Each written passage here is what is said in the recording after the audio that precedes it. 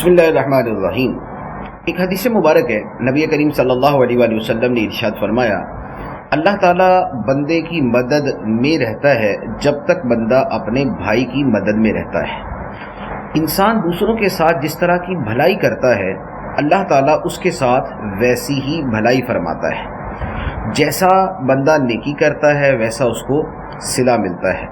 कुरान पाक की आयत है, हल जज़ाउल इहसानी इल्लल इहसान, नेकी का बदला नहीं है मगर नेकी।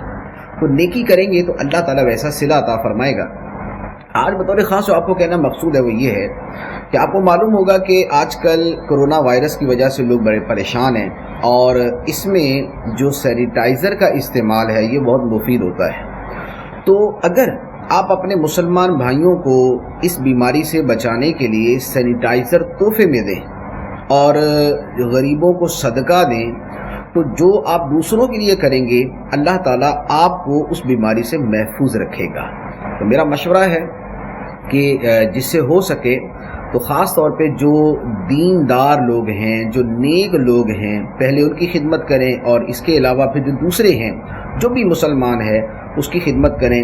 तो इंशाअल्लाह अल्लाह अज़्ज़ा वजल आपको उस बीमारी से महफूज रखेगा। और उसके बाद जो भी आपको इंसान तकलीफ़ में मुब्तला नज़र आता है तो उसके तकलीफ़ के इज़ाले के लिए अगर आप उसको सैनिटाइज़र देते हैं और या इस तरह की चीज़ देते हैं तो अल्लाह ताला आपको भी उस बीमारी से महफूज रखेगा।